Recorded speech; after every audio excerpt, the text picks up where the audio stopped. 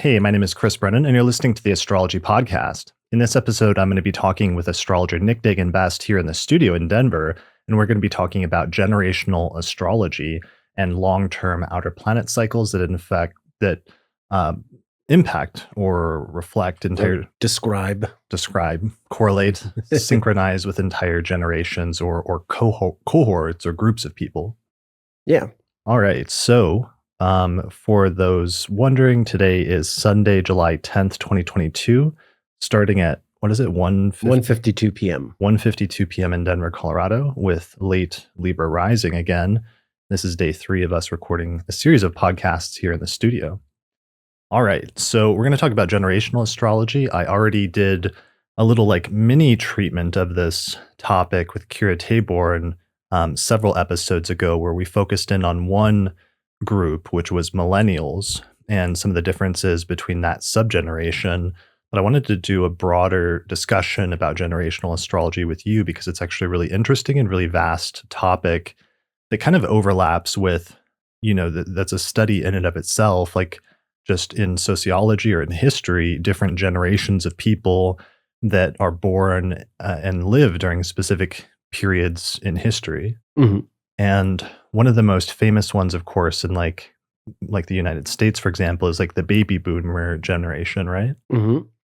Yeah. I mean, there have always been generations of people, but in the 20th century, you saw a new sort of cultural and economic definition arise for every successive new generation, because with the sort of cultural and technological acceleration of the post-war years, you got these very distinct groups of people that were more distinct than ever from generation to generation. That's based on a variety of different social and economic and demographic.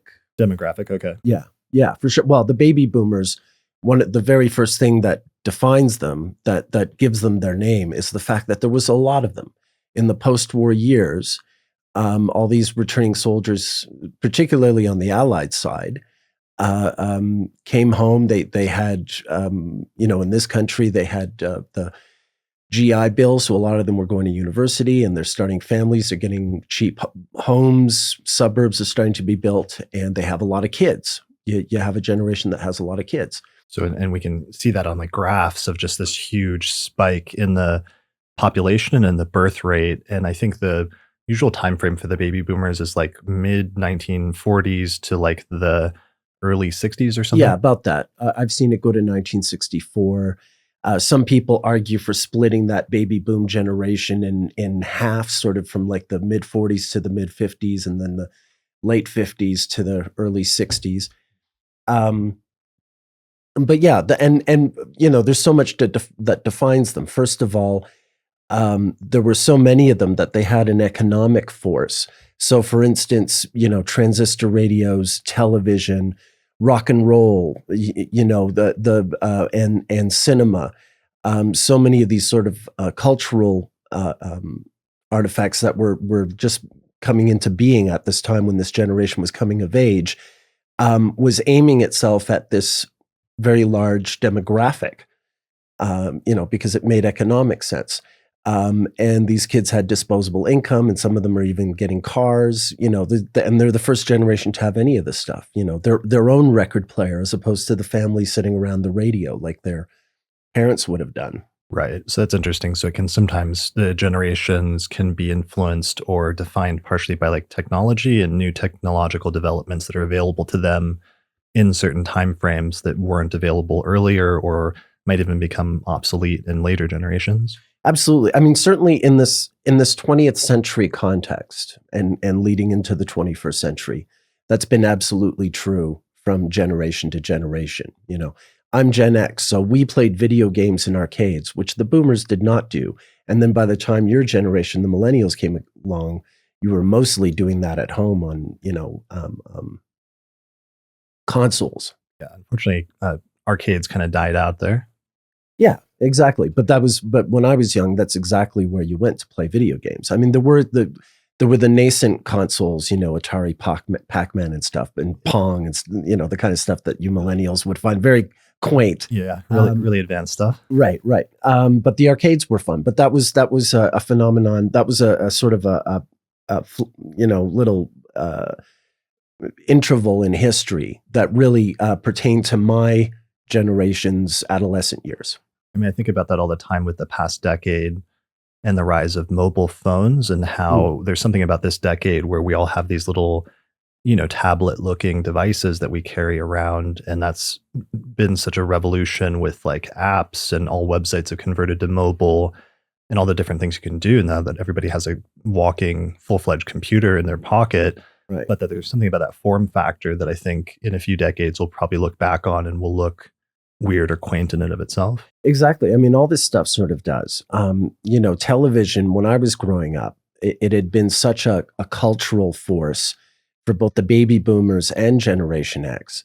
But eventually, like when you take a step back and you look at its place in a broader history, you realize like television was just like one stage in this broader transformation that's been going on, that went from, radio to silent cinema to sound cinema to television to, now what's emerging on the internet, which is sort of not quite television, not quite cinema. Like these mediums are even sort of blending as they get phased out or completely, they regenerate in a very different sense than they used to exist. Yeah. I talked about that a lot with Kent Bai in the episode on artificial intelligence, and the episode actually on virtual reality, because we were just talking about how it involved the blending of so many different pieces of technology that came about independently, but then eventually crossed wires and got melded into something new and unique. Exactly. Whereas in my day, it just seemed like, well, television's just it. Like we've arrived and this is the medium that, probably, we would have imagined would have just kept going. Maybe you'd get a few more channels here and there, but it was such a defined medium, and it seems completely, it still exists on the periphery, but it's not the cultural force that it once was. Yeah. So sociologists or historians sometimes like try to define these different generations or these groups or cohorts of people. And one of the things to bring the astrology in that's really interesting is that astrologers, and sociologists do that. They sometimes have debates about like when one cohort begins and when another ends or what have you. And it can be a little bit up for debate in terms of when those start and end dates are. Even if there's some like general agreement about certain groups. But when it comes to astrology, we actually have a tool potentially that can be used to identify generations of people from a different standpoint. And sometimes you do see overlaps between what the astrological generations might indicate and what sociologists are already indicating. So for example, with the baby boomer generation, a lot of astrologers associate that with when Pluto is going through Leo. Yeah, exactly. Very much. And then in 1956, Pluto goes into Virgo. So what was the time frame on Pluto and Leo in its entirety? It's, what is it? There's 3 ingresses in the late 30s. By 1939, just as the Nazis invade Poland, you have Pluto making its final ingress to Leo, with Saturn, I believe, in Taurus, as I recall. And making a square, but that's the third and final ingress into Leo. So from late 1939 right up until 1956, Pluto's in Leo. So that covers,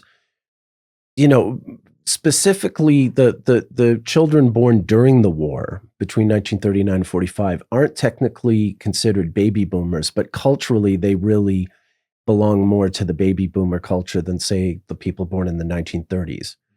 Who are called the silent or greatest generation, or they're at the tail end of that, really. They're kind of, that's the thing, is a lot of these things are so broad, they need to be broken down. But Pluto had been in Cancer since the beginning of the First World War. In fact, that was when I was studying astrology, that was one of the first things that struck me. You look at outer planets and just the fact that the First World War began just as Pluto was making its ingress into Cancer. And then the Second World War began just as Pluto was making its ingress into Leo. That was just one of those early things that sort of spoke to me about, there might really be something to this astrology business. And these wars are quite central to how we've wound up defining generations the way that we do in present day. I mean, there's nothing that changed the world more than those two wars. Right. Yeah. So, so that's one of the main access points has been outer planets, like slow moving outer planets, because planets like Pluto, for example, how many years is its complete cycle? Oh, yeah, I should have that on the tip of my It's tongue. like 270 or something like that. Yeah. A very long, almost 3 century long span of time, and it has a highly elliptical orbit, so it actually spends different periods of time in different signs. But regardless, it ends up being like very long track, like spans of time for the most part. Yeah, it's about 2.5 centuries. Mhm. Yeah, and yeah, exactly. I mean, if you think about it, Pluto has just done one complete revolution since the time of the American Revolutionary War. We find ourselves at the return of sort of like midway through that Revolutionary War. Mhm. Pluto moved from Capricorn into Aquarius in the middle of that war. And in 2025, we're going to be having Pluto move into Aquarius. So that's how long it's taken. We've gone from powdered wigs to, tattoo sleeves in those 260 years or whatever it's been. George Washington He didn't have the tats, no. blackout sleeve, like No. a really gnarly, like tribal tattoo or I something. could imagine Thomas Paine having that, but no. Okay. But he was, but I don't think even he did. Yeah, he was out there. Yeah, exactly. All right, so I'm finding a premise here, which is really basic and fundamental and obvious one to astrologers. But if somebody was a non-astrologer listening to this, one of the premises is if part of the basic premise of astrology as we know it, for example, sun sign astrology, or what people now know of as mainstream astrology, which is like your big three, your sun, moon, and rising signs, if that describes something about your personality.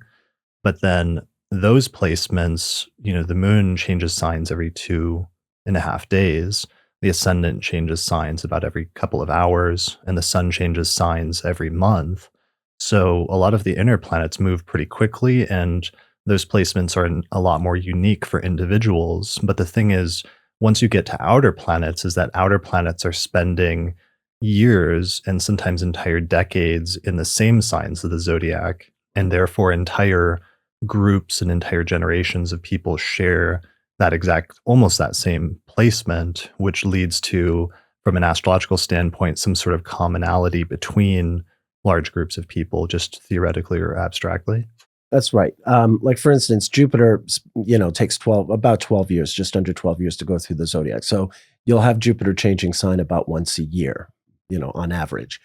Saturn is a 29-year cycle. So you have I think it's 2.5 years or so that Saturn spends in every single sign. So let's say like when you're in school, everyone in your grade probably has Saturn in the same sign as you. And even the kids in the grade before or after you. But if you're in a school with, say, 5 grades, then you've got, probably 2 or 3 Saturn signs covered over the course of all the students in that school. Then we go to Uranus. Uranus takes about 7 years. It spends 7 years in each of the 12 signs. It has an 84-year cycle.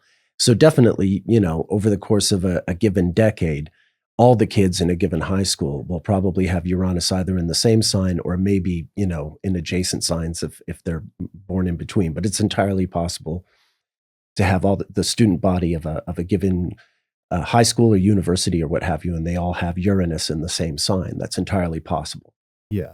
So then they sometimes will experience sometimes similar cultural shifts at the same time as a group when there's other planetary shifts that happen in the sky. And then you can have things like, Star Wars being released in 1977 and just that hitting that generation of younger people as it did in the specific way that it did at that time. Exactly. I was 9 years old when Star Wars came out. My parents were big cinephiles, but it was just beyond them. My parents are about 2 years younger than George Lucas. So it didn't, even though they were only just turning 30 and still, part of the cultural zeitgeist, Star Wars definitely was for kids. Maybe, there might have been some kids a little bit older than me, but not more than 3-4 years old, I would think, who were as, dazzled by the movie as my generation. This would have been, kids with Pluto and Virgo, Uranus and Virgo. who would have been watching Star Wars, and as I was, and and yes, indeed, that made this huge cultural impact, and in turn triggered all these sort of technical revolutions as well. The introduction of Dolby sound into film cinemas, and sort of special effects, of course, which just kept getting more and more sophisticated after that. Right. And then it's funny, we were talking yesterday, I think privately, about how then, Empire Strikes Back, the second Star Wars movie, comes out a couple years later, and that's usually experienced by that generation as like the height of that series. Right. But then by the time the third one came out, it was like 3 years after that. And then it's still being targeted at kids with, things like the Ewoks, but then some of you guys are getting older and are starting to like be over that. Yeah, I think it would, like for me, indeed, I was 9 when Star Wars came out. Wow, this is great. This is the best thing ever. Yeah. And then Empire Strikes Back came out when I was 12 or just turning 12. And which was, it had grown with me because it was a little darker, a little more sophisticated, just slightly more adult than Star Wars. But then by the time Return of the Jedi came out, I was turning 15 and I'm like, I don't want to watch some movie with teddy bears. It's, and if you were watching TV at the time, the movie was being promoted with like, the sets of McDonald's or Burger King plastic cups with the Ewoks on them and all, it was just this big commercial thing. Mm-hmm. And by the time you're turning 15, you're getting more sort of cynical, and you definitely don't want to be dabbling in kiddie stuff and stuff. So yeah, whereas I'm sure kids just, the Uranus and Libra kids were the ones who were, Return of the Jedi was still a massively successful film, and you would have had the Uranus and Libra kids really latching onto that. Kids who were probably just a bit too small to see Star Wars when it first came out. They might have seen it, later on, catching up with it, but not necessarily in 1977. Yeah. And then we were talking about how then eventually, like, what was it? It was like a decade, almost 2 decades later, George Lucas does his prequel trilogy of episodes like 1, 2, and 3, starting in the early 2000s. Yeah. Like 99, 2002, and 2005, I think, right? Yeah. But that how then the earlier generation that had first grown up with Star Wars, a lot of them were like super not into that new trilogy and just like panned it. Yeah. Very hard, whereas some like younger people that were just still young at that point, like in like my generation, were a little bit more into it than maybe the previous generation was. Sure. Yeah, absolutely. Because I was turning 31 when Phantom Menace came out. So, I went to see it out of a sense of nostalgia for the childhood thing. But yeah, it didn't grab me. I've softened on it since. But yeah. Watch your tone around me, old man. No, the movie doesn't need me to like it. I'm not trying to like take shots at it. It's just it very our point is well made in that between the two of us and our different generations, we got on these trains at different stages in our lives, and therefore we're open or closed to where these things sort of transition to in very different ways. Well, I will defend the prequel trilogy with my dying breath. Fine. That's fine. We can have a lightsaber fight over it later. Okay. Although ironically, now that I'm getting older, latest trilogy, didn't care for it. Right. That's right. Yeah. So now I'm getting to experience like some of that. Yeah. I'm now raising an 11-year-old, and I'm gonna, probably show her those movies, and she'll probably love them. Okay. Well, yeah, you'll have to let me know how she thinks of it. Yeah. All right. So before this turns into like a 2-hour Star Wars podcast, let's reel it in a little bit. Yeah, We've made our point. We made our point. That's one, it is this sort of this one defining cultural artifact, but there's all kinds of things, definitely. If you think about the baby boomers just starting to get allowance money and paper route money and all that stuff in the mid 50s, and they're getting transistor radios or little record players so they can listen to their own music. Their parents' generation were really listening to the same music their parents were. There would be someone on the radio and they would all sort of listen to the same stuff. But when you got to the baby boomers, you had this thing where like young people have their own movies, their own music, their own marketplace, essentially. Yeah. Not to commodify art, but that's, that's where these things merge. Yeah. And that's how these things became the phenomenon that they were. Phenomena that they were. Phenomeni? Phenomeni? No. But then, the thing about that also is that they experience, you have the generational thing of everybody having that collective same placement, let's say, in a certain sign of the zodiac or a certain alignment of outer planets, like roughly in the time frame that somebody was born, which we'll go into more in a bit. But also sometimes they experience later outer planet alignments, at the same time, and that hits them all generationally in a similar way. Yes. Because I'm thinking of how with the baby boomer generation, that's also the generation that comes of age around the time of like the late 1960s and like the hippie movement and the counterculture and stuff. And that's around the time that we're having like the Uranus Pluto conjunction in Virgo that I sometimes associate with that. Absolutely. They're all kind of experiencing that generationally around that time frame. Right. And then in turn, my generation, X generation, we were in our late teens, early 20s when the Uranus-Neptune conjunction in Capricorn happened in the early 1990s, which in its own way was really connected to the changes in culture that we were going through at the time. I mean, it was weird because of the baby boomers outnumbered Gen X demographically, by a large number. Through the 80s, even though the Generation X generation was young, the culture was still sort of very much controlled by baby boomers. And it was only when you got to the 90s and the Uranus-Neptune conjunction that the what's the word I'm looking for? The sort of the handles, the culture, the zeitgeist was wrenched from boomer hands for good. They no longer were sort of controlling MTV or, the movie industry in the way that they had been up until that point. Yeah, because one of the things I think about actually of that period in the early 1990s is sometimes there can be like sudden cultural shifts that people didn't see coming by individuals that rise up in a generation or somehow become representative in some way, sometimes reluctantly, of an entire generation for better or worse. But I think of the shift of like Nirvana's album Nevermind coming out in 1991. Yeah. And, ironically, Kurt Cobain having Virgo rising, so having that Uranus-Pluto conjunction in his rising sign and conjunct his ascendant, essentially. Right. But there again, there was also technology contributed to Nirvana's ascension, because it was right at that moment in 1991 that SoundScan was introduced into record stores for charts, pop charts and record charts for what was the best, the top 10 and all that kind of thing. Up until 1991, those charts were just determined mostly by record store managers who were generally baby boomers, even at that point. And so they had a bias towards the music that they liked. They would say, oh yeah, Phil Collins is selling a lot of records. And he might have been selling some, but he wasn't selling as many as they were thinking. And meanwhile, like heavy metal was selling a lot of records, but wasn't being charted because boomers weren't into that music. It was sort of a Gen X music.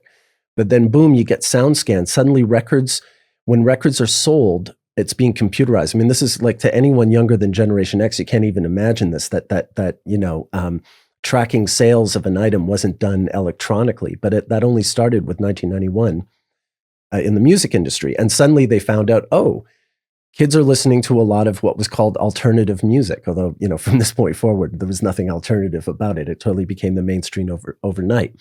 And this is also, they found out boomers were listening to a lot more country and Western than they thought. So suddenly people like Garth Brooks were making the charts, even though, he'd probably been selling a lot of albums before that. It was only with SoundScan that they really could track these sales more accurately. That's part of what made the Uranus-Neptune conjunction of the early 90s what it was culturally. And that's part of how control over the zeitgeist was wrenched from boomer hands at that point. Right. But is that, going back to Kurt Cobain as an individual who somehow embodied can that happen sometimes where you have individuals that have certain generational placements prominent in their chart in some way stand out amongst their peers for some reason? Yeah, I think so.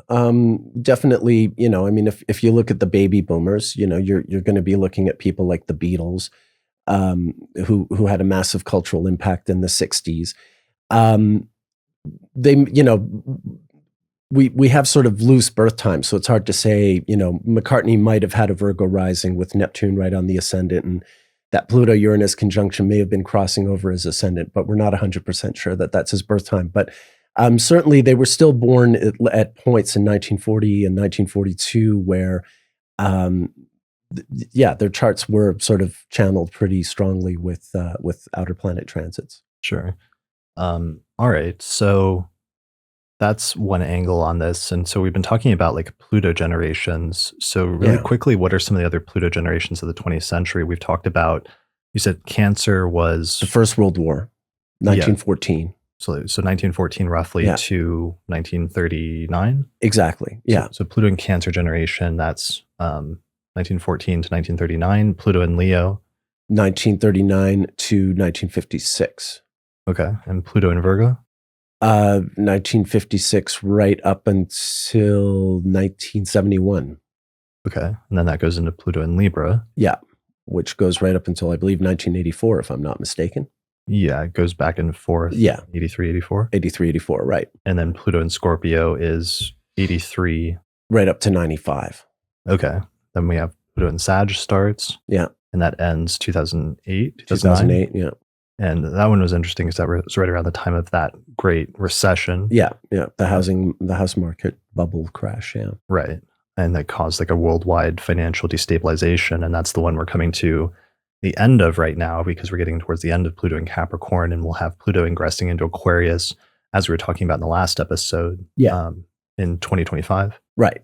So besides Pluto, there's also Neptune moving through the signs at different rates, some slightly faster. Slightly faster. In the 20th century, Neptune was in Leo for much of that First World War period while Pluto was in Cancer. Mm-hmm. The Pluto and Neptune had made their last conjunction in Gemini in the 1890s, in 1892-93. So if you think of the two of them being conjunct at about 8 degrees Gemini in 1892, and of course, Neptune's a little faster than Pluto. So Neptune reached Cancer earlier, like in the first decade of the 20th century. And then Pluto would follow there in 1914, by which point Neptune was moving into Leo. Neptune moved into Virgo, I think around 1927, 28, which coincided with talkies, the movies, going from silent to sound film, which always struck me as very interesting. Neptune going into Virgo, suddenly you had this merging of cinema and sound. And then Neptune went into Libra, I believe, in 1942, between 42 and 43, in the midst of the war, and made its ingress into Scorpio in 1956, the same year that Pluto went into Virgo. It stayed in Scorpio right up until 1970, just a few days after New Year's Day, 1970. So it's so everyone born in the 1960s, for instance, has Neptune in Scorpio, as well as the last 4 years of the 50s. Neptune from there was in Sagittarius right up until 1983. I still had it in 84, but just the very tail end. Ingress, I think there'd been an ingress before you. Are you born between the two? Yeah. I think the first ingress was in early 84. Okay. Think of it. Yeah. Or late 83. Sorry if I'm not specific on that.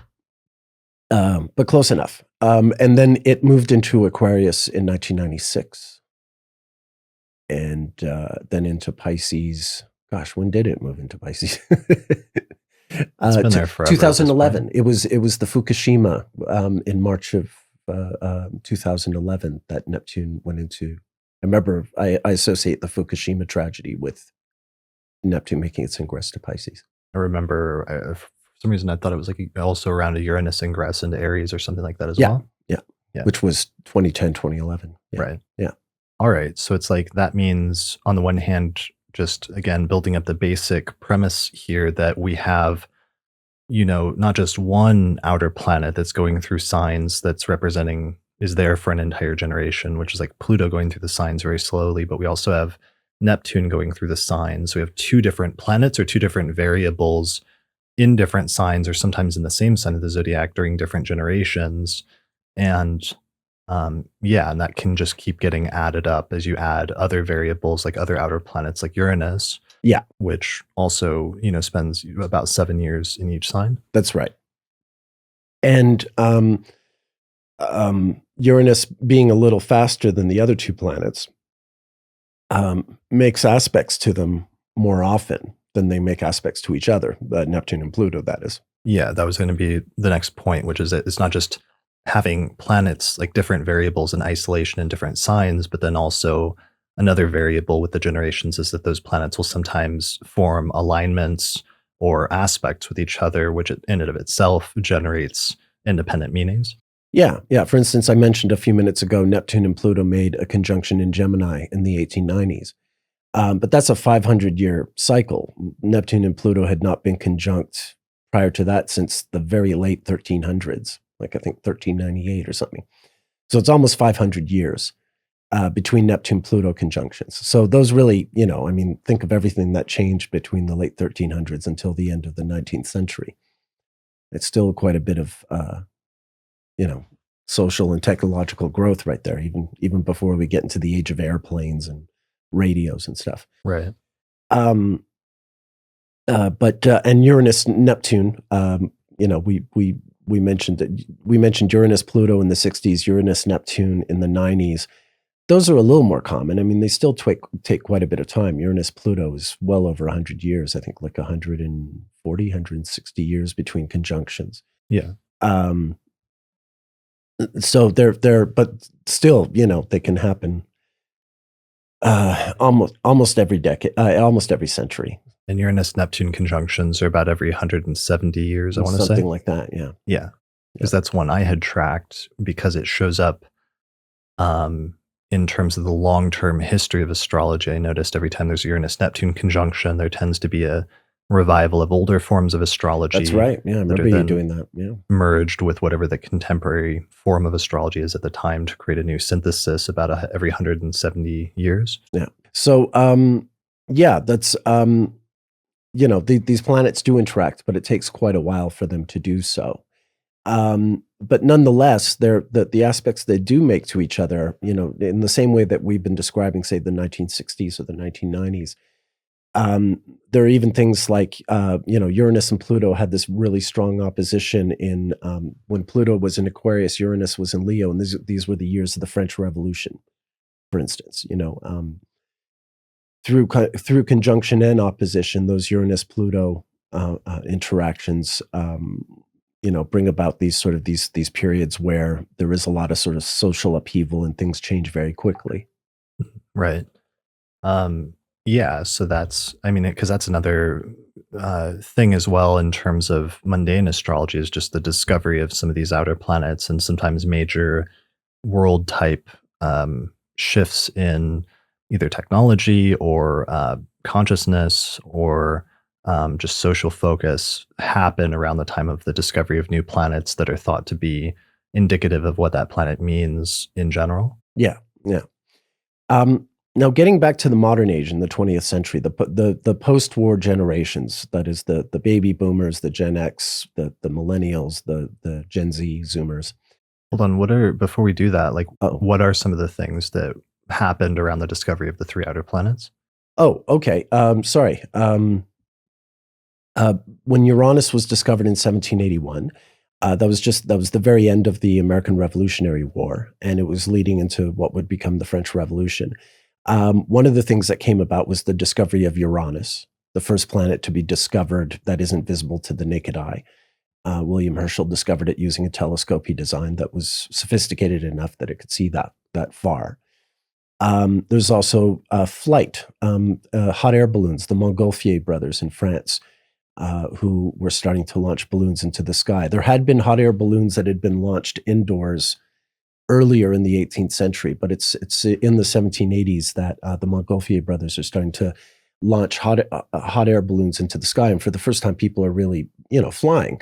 And in fact, a hot air balloon was used during one of the battles that France had with either German states or Austria Okay. in the Revolutionary War. So you even, right away had it introduced into a military context. That would have been Doing reconnaissance. Hard to avoid. Oh, okay. It 1794. They weren't like flying a balloon into a battle or something? No. Okay. They were flying it above for reconnaissance. Yeah. 1794 this was, yeah. So, right away you have that kind of people being able to do things that they've never been able to do before. Right, through like advancements in technology, or in the case of even the discovery of Uranus, using like a telescope that's sufficiently advanced, a piece of technology, in order to magnify essentially the human senses and allow them to do or to perceive something that they couldn't perceive otherwise. That's right. Yeah.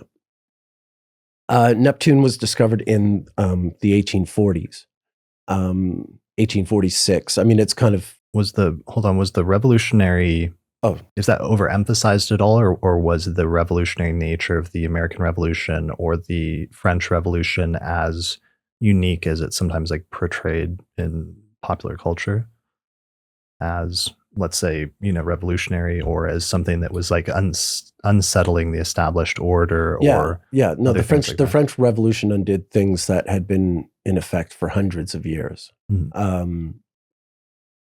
Overthrowing the French monarchy. It would be sort of reintroduced by Napoleon, but in a very different way. It wasn't this sort of long-standing hereditary thing, or automatically sanctioned by the church. Although Napoleon sort of forced the church to sanction him.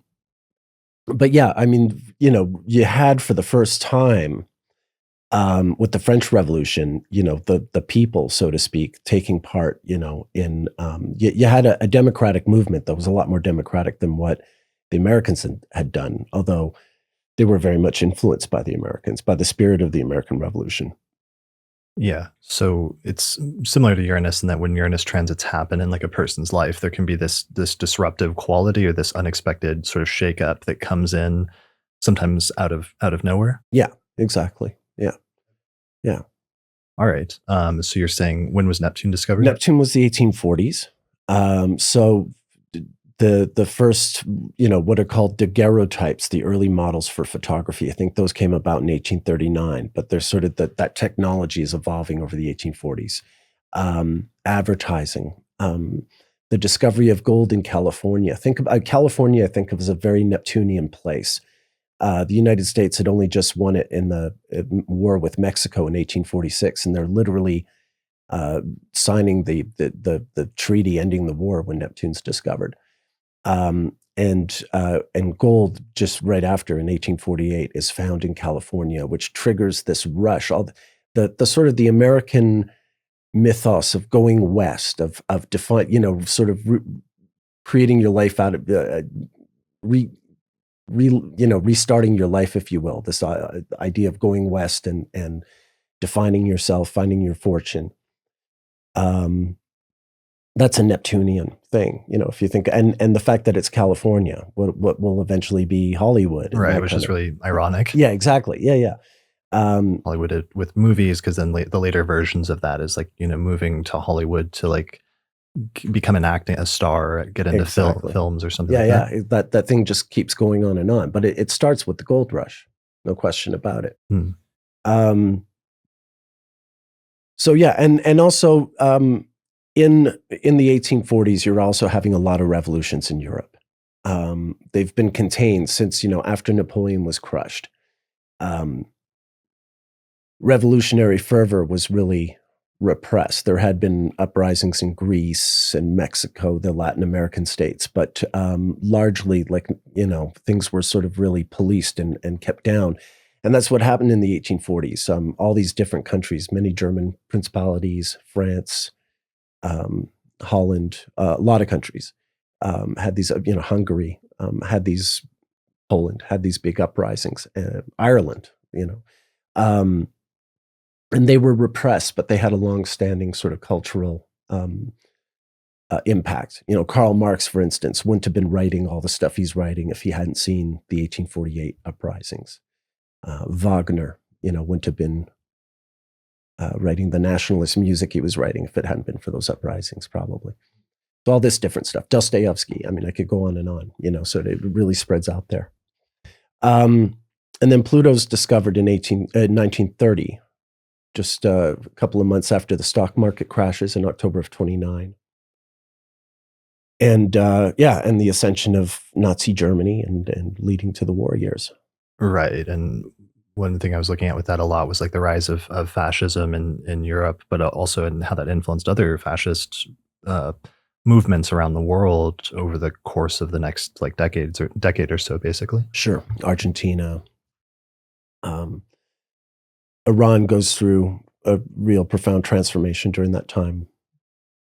Yeah. Absolutely. One of the things we were talking about yesterday, just in private, was, Mike Brown, who I think discovered Sedna, or one of the recent minor planet bodies in the outer edges of the solar system, has a team that's like actively looking for another large planet-sized body out there in the outer reaches of our solar system right now, and thinks there is one based on gravitational like discrepancies on some of the other planets. So it would be really interesting. And one of the things we were like theorizing was what could be discovered, if there was a new planet that was discovered, what are some things that are kind of like on the edges of sort of our human awareness or consciousness right now that could sort of be confirmed or emerged that might coincide with that in the next, I don't know, decade or two, or however long it takes, and just some of the possibilities of that.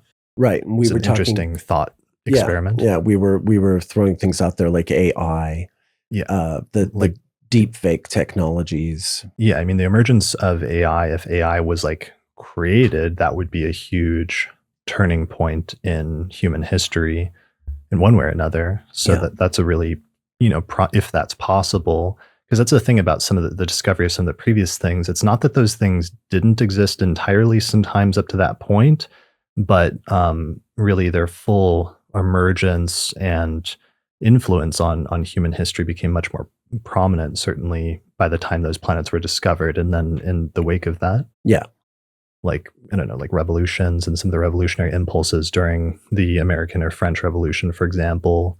Yeah, I mean, that spread all over the world. There's no question about it. I mean, when the Russian Revolution happened, the Bolshevik Revolution, they were modeling their actions after the French revolutionaries. They were really trying to recreate the French Revolution, for instance.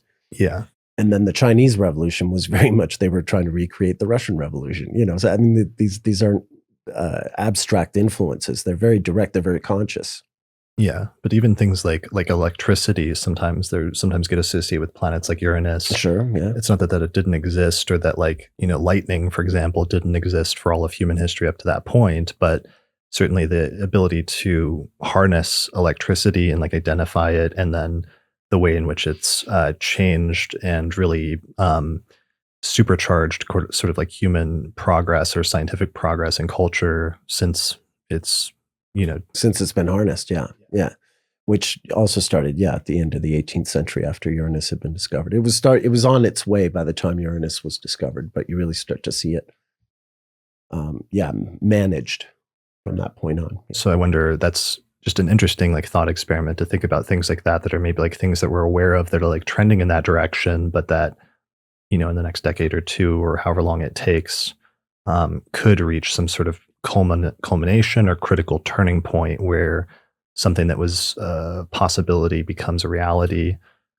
So AI is like one of those things, and just the open question of whether you can create an artificial consciousness of some sort, however you define that.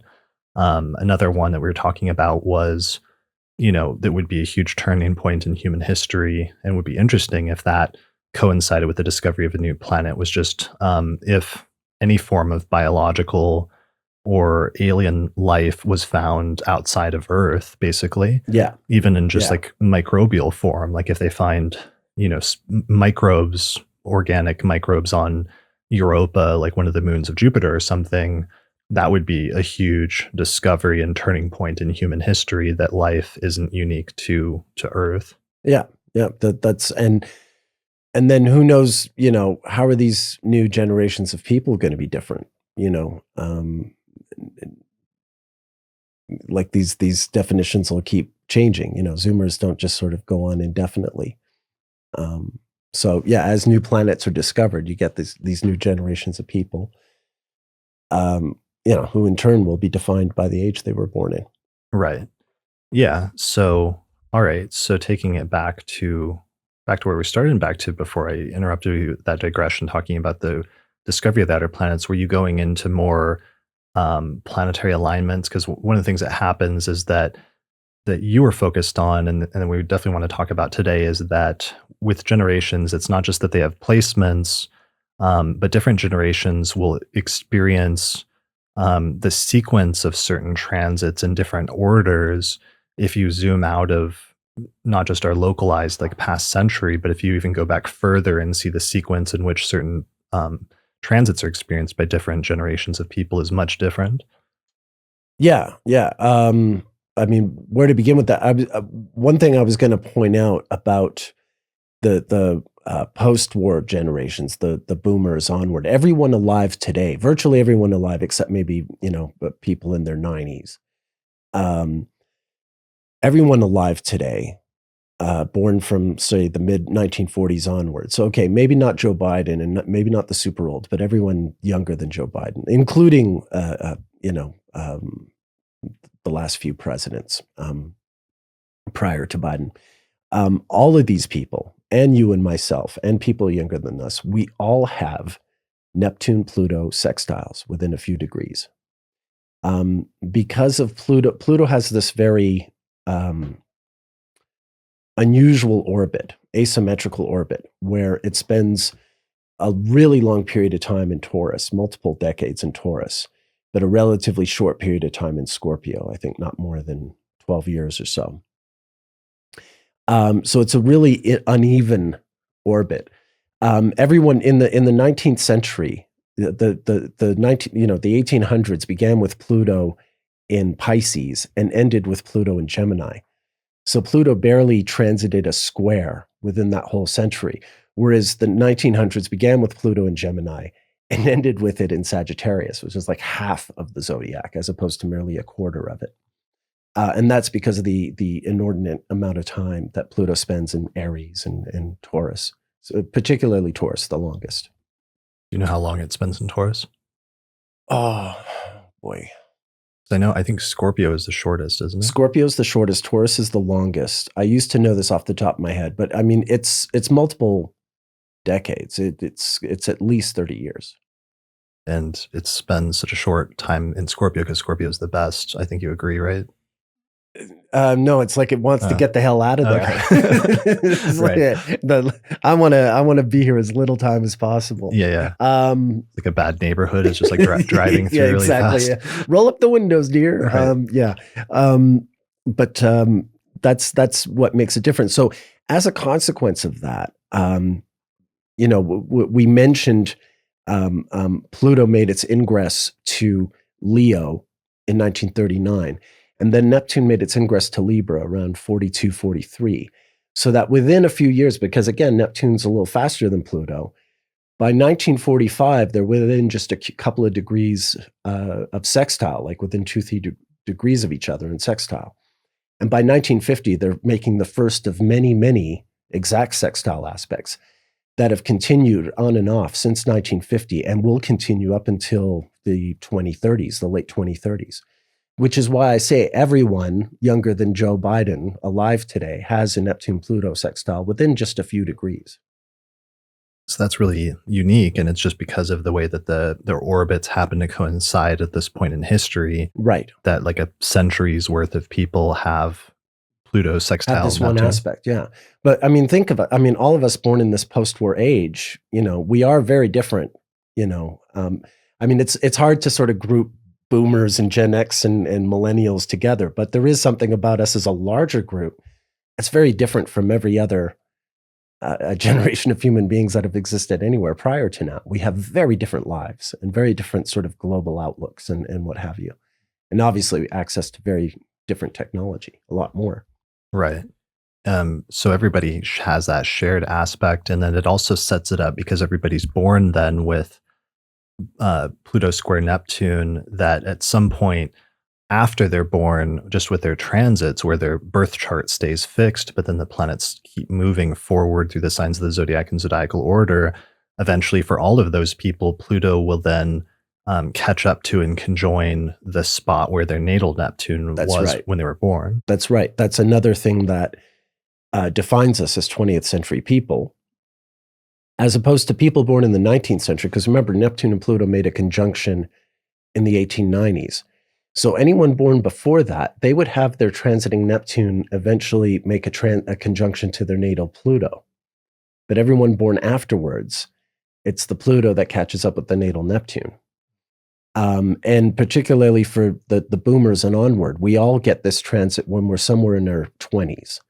I think my parents, it only happened for them. They were born in 46. They got it when they were about 27. I got it because, I went through the Pluto and Scorpio age when Pluto's going a little faster. And so I had it, I think, at 23, 24. I'm not sure what age you would have had it at. My Neptune's at 29 Sagittarius. So as Pluto is changing signs around 2007, so you were about 23, 24. Yeah. I think I know somebody that's like 25 right now and is having it, if I'm not mistaken. Okay. Yeah. It should start to take a little longer now as we get further and further away from Pluto and Scorpio. Okay. So that's another hugely important piece that's often overlooked of generational astrology is the sequence in which different groups or generations of people will experience, like what part of their life they'll experience certain transits in. Yeah. And the fact that everybody in this century, for the most part, is experiencing that in their mid-20s, basically. Mm-hmm. Is that correct? Yeah. Yeah. So, but whereas there will be in the future, like let's move that forward a bit. There's going to be at some point where people are experiencing that transit like in their 30s or in their 40s, right? Yeah. And eventually it's going to be a square. The next Neptune-Pluto square is in the 2060s. So by the time this century ends, you're not going to have people with the natal sextile anymore. In fact, we have another sort of 10, 15 years of people being born with that sextile, but eventually they phase out. And by the 2060s, Neptune and Pluto reach a square. Okay.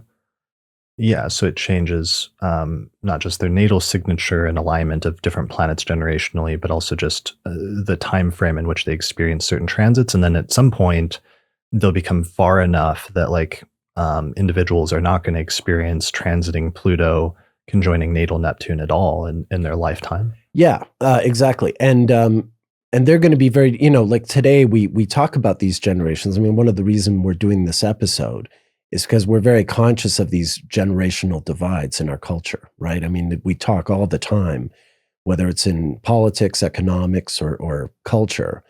We talk about what, Gen X this, Millennial that, Zoomer this, Boomer that.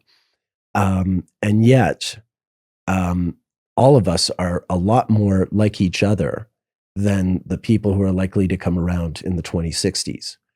They will be more different from their parents than Zoomers or Millennials are from theirs, which is, we think there's a generation gap now. It'll get very interesting. Do you know, we've talked a lot about the Boomer generation, and we talked a little bit about Generation X, but do you remember the time frames of like Generation X, Millennial, Zoomer? Yeah, I mean, more or less. These things are sort of fluid, in my opinion. You usually see Gen X starting in 1964. Although, I would argue it's a little earlier than that, But again, this is the thing. These terms were really defined by demographics in terms of the number of children being born, because Gen X is when that number sort of slows down. And then when we get to millennials, it's when it starts to climb again. But also it's fairly uniquely American. Because if you think about the end of the Second World War, it's not like everyone over the world is having a lot of babies. It's Americans who are having a lot of babies. But then that in turn, because of America's place in the zeitgeist, in pop culture, the rock and roll records, for instance, even kids in Britain or Germany or Denmark who are not living through a baby boom, they don't have the same numbers in terms of young people that America does proportionately. But they're influenced by the culture. They're doing all the things that, they're listening to the same records or a lot of the same records and watching a lot of the same movies that their American counterparts are, because that's where a lot of the culture's emerging from. So it gets kind of funny that way. I mean, some of it has to do with some of it is sort of very strongly defined by American demographics, but then in terms, there's a sort of culture aftershock that spreads this phenomenon and defines these generations beyond American borders. But yeah, you have the boomers up until 1964, where you have this really large demographic. And then the demographic shrinks and you have the Gen X people, which is like 64 to about 1979, 1980. I tend to think of millennials starting in 1980. I could be, I think people would quibble over that, but that's more or less where I think of it beginning. And then I think of that lasting 20 years up until the new century, and that's when we get Zoomers. Like 2000s forward? Yeah. Okay. All right. Those are some recent ones. And then, yeah, we're about to have that Pluto shift just astrologically, which could be a generational divide there in the end of like the past decade and a half, basically, of Pluto going through Capricorn since 2008. Yeah. Yeah. Yeah, absolutely. All right. So I know in terms of the sequence of experiencing certain transits at certain parts of the life, because there's certain transits, that's what's so interesting about this and so unique. And just to, not to belabor the point, but just to contrast it again, there's individual inner planet transits that we all experience really consistently, especially for the visible planets at the same times in our life, just sort of in isolation, like, the sun returns back to where it was in our birth chart every year. Mm-hmm. The Jupiter returns to where it was in our birth chart every 12 years. Mm-hmm. Saturn eventually returns, every between 27 and 30 years. And we have our Saturn return around age 28 or so. Every 8 years, our solar return chart has Venus in very close to the natal position, sort of repeating the same Venus phase every 8 years. Mm-hmm. So that's another one that really sort of repeats itself over the course of a human life. So there's a tremendous amount of just like repetition of similar repetitions that we all experience on an individual level that are the same. But then there's something weird about some of these generational transits about how they can shift, and a century worth of people can experience certain transits in one part of their life and another century can experience it in another part of the life. Like you were talking before about some of the 1800s and things they would experience. Could you mention some of those transits that might have been different for somebody living in like the 17 or 1800s versus the 20th century? Yeah. I mean, there's those obvious ones with the outer planets that I mentioned already, like how Pluto was only in Pisces, Aries, Taurus, and Gemini throughout the 1800s. But then there's things like the synodic cycle of Venus, which takes 251 years to go all the way around the zodiac. So it'll spend about 120 years in one sign before gradually wandering into the previous zodiacal sign. Explain that, why that is. So that it's because Venus, every 8 years, Venus will go retrograde in the same spot in the zodiac, but it'll subtract 2 degrees. Yeah. It'll be every 8 years minus 2 days. It's 2,920 days, which is like 8 years minus 2 days. And it's because of that shift in 2 days and 2 zodiacal degrees that the returns happen just 2 degrees earlier with every successive return. So that in 120 years, the retrogrades will have, the returns will have shifted an entire zodiac sign. So if the return used to happen in Scorpio, within 120 years, it'll start happening in Libra. Give an example of like the 2 degree difference though, like a recent one. For example, we have a Venus retrograde coming up in Leo next year, right? Right. Do you know what degree it's stationing? I forget. I think 28. I think this is the first one that's properly in Leo, because back in 2015, the retrograde station, I think, happened at Virgo. All right, let's pick a different one because that's not a good example. Well, actually, it is a good example because it illustrates the shift. Throughout the 20th century, that Venus retrograde used to always happen in Virgo, Well, let's take it back incrementally. So it's going to station next year, summertime, June, July? July of 2023. That's right. Venus will slow down in the middle of the sky and it will stop and do a U-turn and change directions, and it'll station retrograde at 28 degrees of Leo. And 8 years earlier, in 2015, in July of 2015, around the same time frame, it also did the same thing where it slowed down in the middle of the sky. It did a U-turn, but it stationed at like 0 degrees of Virgo then. That's right. So, and then 8 years prior to that, in 2007, it would have been at about 2 degrees of Virgo. And 8 years prior to that, in 1999, at about 4 degrees of Virgo. right. And then if you keep going back in time every 8 years, 99 to 91 to 83 to 75 to 67 to 59 to 51 to 43, eventually, like you'll see it went from Libra into Virgo, if you go back far enough, and so on and so forth. I think back in like 1911 or something like that. So there's like a repetition in that it's doing that every 8 years, like really close to where it did 8 years earlier in the sky, but it's just off by 2 degrees, and therefore there's a drift. And you said it takes how long for that drift? 120 years to go through an entire sign. Yeah. Okay. So, in other words, because it goes backwards like this, indeed, people born in the 1800s, in the 19th century, there are 5 Venus retrogrades that happen every 8 years. And in the 19th century, those, Venus would go retrograde in signs like Pisces, Libra, Sagittarius, Leo, but a different Leo than now, like early Leo going into Cancer. Which one have I left out here? I think I said them all: Libra, Sagittarius, Pisces. So the I'm just catching up. But the point is just that it would only go retrograde basically in 5 signs. In those 5 signs over the course of most of that century. The entire century. So that means it's leaving out and would not go retrograde in a number of other signs. In a number of other signs, right. 7 other signs. And then in the 20th century, the one that was in Pisces had wandered to Aquarius. The one that was in Sagittarius had wandered to Scorpio. The one that was in Libra wandered to Virgo. The one that's now in Leo. There's one that's in Gemini these days. In the 20th century, it was in Cancer. And then in the 1800s, it was in Leo. So, just it all sort of winds around, and it takes 251 years for it to cover all the degrees of the zodiac. So yeah, like anyone born in the 1800s, they would have experienced these transits. Let's say you're a Taurus sun living your life over the course of the 1800s. You're going to have Venus go retrograde in your sun sign every 8 years. Whereas if you're an Aries in the 20th century, you have Venus going retrograde in your sun sign every 8 years. Okay. Versus there's going to be some signs where if you have that sun sign, give me one of them where you're not going to experience a Venus retrograde over your sun sign at all. Like currently, there are no Sagittarians who are going to have Venus go retrograde in their sun sign right now. Okay.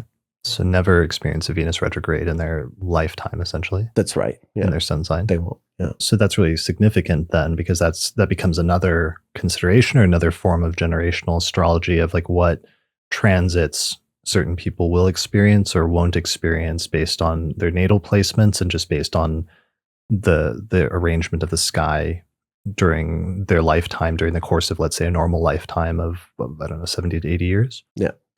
So yeah, that does change things. That's another thing that sort of indicates these different ages that successive generations live in. And while there might be like a huge group of us that's almost a century old that all have Neptune-Pluto sextiles, there's some of us born in one century who'll experience Venus retrogrades in certain signs, and then in the following century, it's a whole different set of signs that the Venus retrogrades occur in. Right. Can we dwell on retrogrades for a moment and why that's maybe important or what that means? Because one of the things I was thinking about with retrogrades recently is that it's like holding the same note or repeating the same note, 3 times, because anytime there's a retrograde, if it's near a natal planet, that means it's going to, let's say, pass over that planet once, then it's going to station retrograde and will like backing up a car, like back over it and hit it a second time, and then it'll go forward again and it'll hit it one more time. Yeah. So it's like, if it was music, it was like hitting the same note 3 times rather than just hitting it once. Yeah. Or holding the same note over several bars of music even. Perhaps, depends on how you like to look at it. I mean, that is the single most defining factor of or outcome of a planet going retrograde is the planet is spending more time in a given sign, in a given area of the zodiac, than it spends in the rest of the zodiac. And so you have this sort of extended period of time where the planets, significations are playing out over the course of the lives of various individuals. Yeah, I was thinking about that recently for a few reasons, but one of them, like with sect, sometimes when people learn the concept of sect, like the night chart people get depressed about, that Saturn transits, that they get Saturn is the most difficult planet, whereas people with day charts, Mars is the most difficult planet, but Saturn, because it moves so much slower, will spend like 3 years going through the same sector of your chart, whereas Mars usually will pass through in like a month or two. Yeah, except Mars does have retrogrades, and when it does, they're really long. Exactly. It's sort of disproportionate. Yeah, you'll spend like 6 or 7 months in the same sign. One sign, exactly, Right. exactly. And if that's bad news for you, then it can be just as insufferable as a given Saturn transit through a given house. Yeah, or a nocturnal chart. And because Venus goes retrogrades, you can have extended, like long positive, like retrograde transit if you have a night chart of Venus, for example. Yeah. Oh, absolutely, absolutely. Venus retrograde in its own does not signify misery or joy. It can produce either, depending on the context of the given horoscope involved. Right. And the other thing, though, that balances out the sect thing, it's unrelated to our discussion, but I was just thinking about how one of the issues I've noticed as a day chart person, where sometimes like I'm not looking forward to those Mars transits, is they happen more frequently. And that becomes one of the downsides. Whereas like a Saturn transit, you have to deal with it. Maybe some stuff happens during and it takes a while, but then eventually it passes on. And like you can breathe a sigh of relief that you're not going to experience that exact transit again for like 30 years. Right. Whereas with Mars, that same transit's going to come back about 2.5 years later. Yeah. Yeah. Although the retrogrades are a little wackier. The Mars cycle is really asymmetrical. So I'm not talking about with retrogrades, but just in general. In general. As a general point that night chart people should not lament too much, because while they get longer challenging transits, they're less frequent.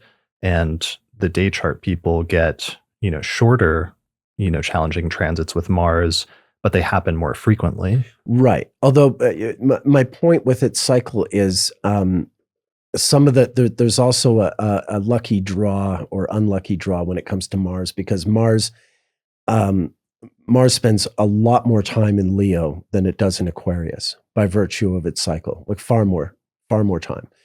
Mars retrogrades in Aquarius, extended periods of Mars being in Aquarius can happen as infrequently as once every 47 years. We had a retrograde in 2018, Mars in retrograde in Aquarius, and that was the first one since 1971.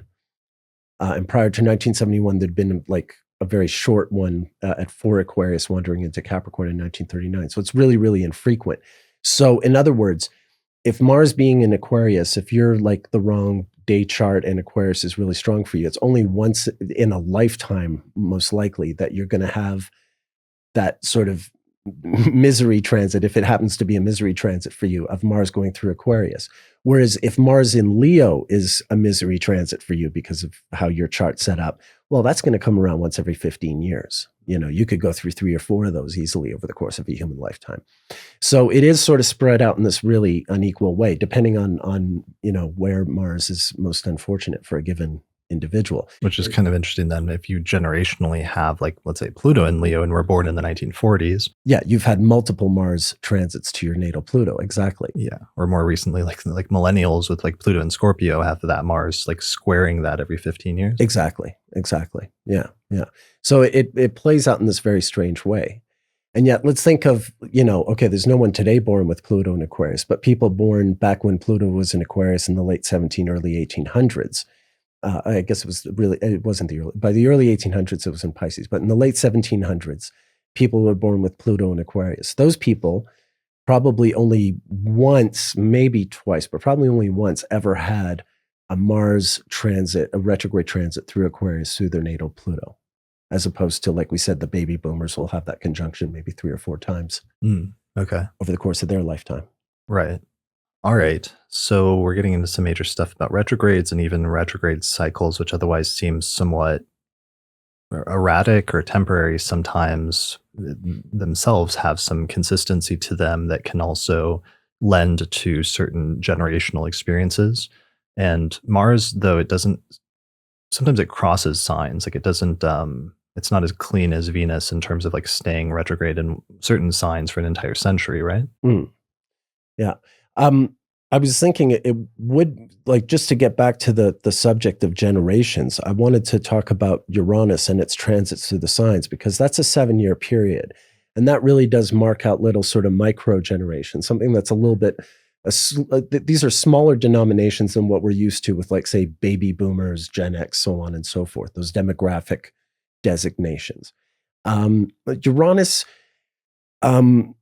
if you're talking about sort of, in an archetypal sense, when Uranus is in a given sign, what it seems to do is it seems to pervert the values of that sign. It takes the things that that sign cherishes and values, and it highlights them, but in a very sort of distorted way, in a way that sort of turns those values on their head. And I'll give you a few examples. In 1961-62, Uranus made its ingress into Virgo. Now, Virgo, we think of the sign of being, it's kind of culturally snobbish, right? It likes, if it likes art, it loves the Dutch masters. If it likes music, it loves the great composers. It's really sort of high-minded in its values for art. So what happens? Uranus goes into Virgo. In the art world, you get Warhol, right? Literally exhibiting his Campbell soup can paintings right as Uranus enters Virgo. You get Marvel Comics. The new literature is this cheap pulp, storytelling for kids. And the Beatles, the Beatles start their recording contract right as Uranus is going into Virgo. So suddenly you have the great art of the age being Warhol, the great sort of literature of the age being Marvel Comics, the great music of the age being the Beatles. This is not what Virgo cherishes. Virgo has these very sort of pretentious, high-minded values with regard to the arts. And what comes out is something that does introduce great artistic value, but it's contrary to the values of the sign. And you see this, you can apply this to any of the signs, and Uranus's transit through any of the signs. And what it seems to do to the value of those signs. So I think that there is, Uranus was in Leo, for instance, from 1955 to 1954 or 55 to 61, 62. And that's, these are the generations. This is the James Dean, Elvis Presley thing. Uranus and Leo is about sort of like these heroic figures. But what you get when Uranus is in Leo are these sort of rebellious heroic figures. They're not, great war heroes or anything like that. There's something else about their value as lone individuals, if you will. The king of rock and roll, which Elvis was called, which is very Uranus and Leo. Virgo, I already explained. When Uranus goes into Libra, you have, this is when sort of divorce becomes this really major phenomenon where you have more couples getting divorced than are staying married, which is starting to happen when Uranus is in Libra. I became really fascinated earlier this year researching how the Stonewall riots happened really close to the final ingress, I think, of Uranus into Libra. That's right, yeah. And that was like the beginning, or seen often in the beginning in the US as the fight for rights of LGBTQ community and starting to move towards the normalization and legalization of that would eventually culminate decades later. So, yeah, you have this emerging visibility of that community, which was not visible up until that point. Mm-hmm. Yeah, absolutely. Yeah, so that's Uranus in Libra. In Libra, and the pop culture. This was, it was while Uranus is in Libra where you had, your Sonny and Cher, your Donnie and Marie, your ABBA, these married couples who sort of come up and they become stars together, and then they sort of blow up and divorce. Later, when Uranus was in Scorpio, you saw the same thing with Fleetwood Mac. But I think that's even that group started when Uranus was in Libra. So, this all kind of plays out in the culture, and you get these micro generations depending on where your Uranus is. I think there's a huge difference between for instance, Gen X, some of us have Uranus and Virgo, some of us have Uranus and Libra, and there's a difference between those two. You can sort of subdivide the Gen X generation by those two Uranus placements. Okay. Yeah.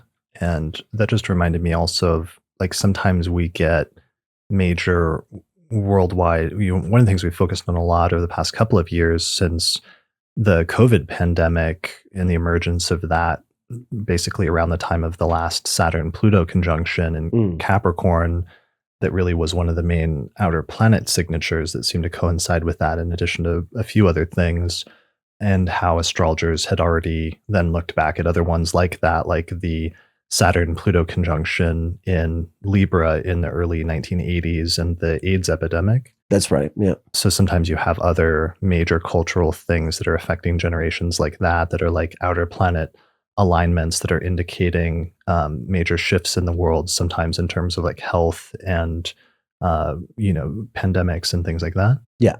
Yeah, absolutely. And then in turn,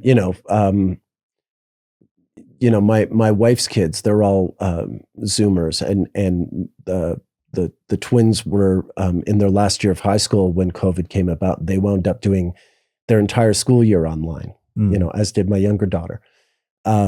So, you have this generation going through something, who knows how that's going to shape them as adults, the fact that they had to do entire years of school online as opposed to in a classroom. Right. And that also is signified by the sort of the lingering power that's held by the Saturn-Pluto conjunction of 2020. Right. Yeah, that makes sense. Or there's a lot of talk about millennials at this point and getting kind of screwed in terms of coming of age during like the first like housing recession when Pluto went into Capricorn in 2008, and just the terrible things that did to economically and stuff, and in terms of people getting jobs, and then the economic situation now, then having COVID and the pandemic hit, now that they're in whatever they're in their 30s, late 30s, mid to late 30s, early 40s and stuff. And other, unstable economic conditions compared to like, let's say previous generations and the larger sense of stability that maybe the boomers experienced in the second half of the 20th century. Right. Yeah, very, very sort of different effects. The boomers, they had their Saturn-Pluto conjunction in 1947, in Leo.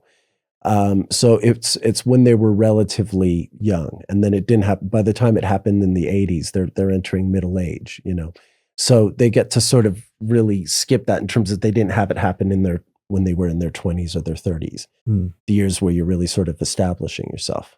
That's really interesting. Yeah. Okay. And the Saturn-Pluto that it had other, like the AIDS epidemic is that was the last one, and it's the one that was so obvious because it was right before, and that was the emergence of something that was, again, new at that time. But there had been other Saturn-Pluto conjunctions earlier in the century that had coincided with some major stuff as well, or in some instances, like in 1918 was like the flu pandemic, right? Right. When they were conjunct in Cancer. Okay. Yeah. It was a little bit before the pandemic, though. By the time the pandemic happened, Saturn had wandered into Cancer, but it took a little while for that pandemic to spread. They called it the Spanish flu, which was grossly unfair to the Spanish. It really should probably be called the Kansas flu. It probably emerged from a army base there and was spread when the Americans went to war. Okay.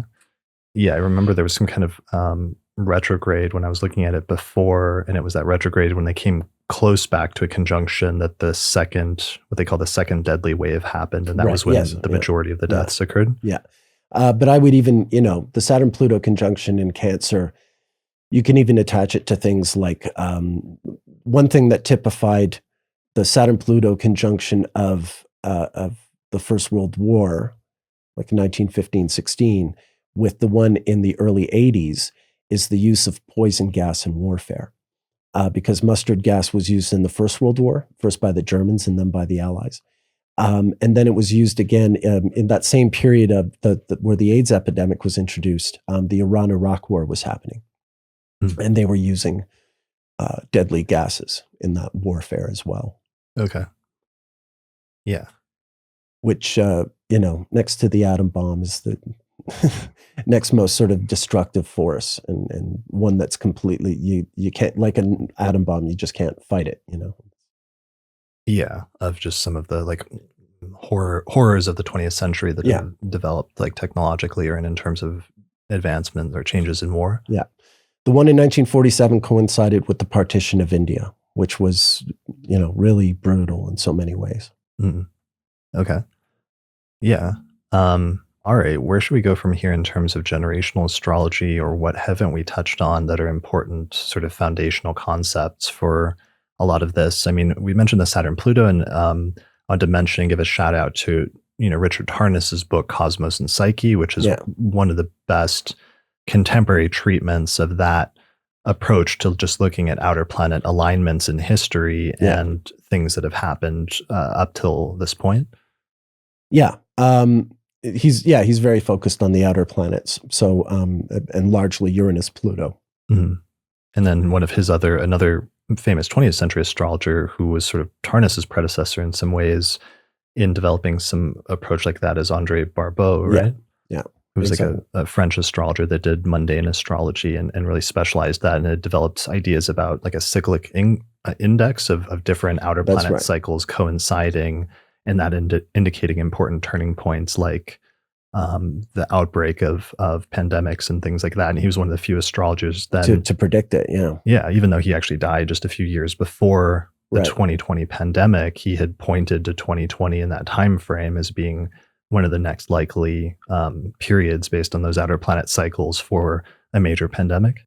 Yeah. Yeah. And these are, Tarnas and Barbeau are the giants whose shoulders I'm standing on when I'm introducing the cycles of Venus and Mars in terms of how those play out in a very similar, conceptually in a very similar way to the way they point out. But obviously, since they're faster moving, they have a little more interaction year to year with people's overall horoscopes, as opposed to just sort of one specific position in the sky. But still, conceptually, I mean, it's a really great way to study mundane astrology, is to understand individual planetary cycles, and also the cycles of any two planets, when they interact, how often they interact, where they interact by aspect. Right. I mean, it raises a really interesting broader point in discussion about prediction in astrology and about obviously the potential, we can already see it here forming for, that somebody could make long-term predictions about the future of humanity and important turning points in generations or in world history based on outer planet cycles, or taking into account generational astrology and things like that. And both the potential for doing that, as well as some of the limitations of that, of if you're talking about, let's say, something that's happening 5 decades in the future or 6 or 7 decades in the future, like 70 years later, that you could identify some really important outer planet alignments, or you could identify when certain generations would come to a really crucial turning point.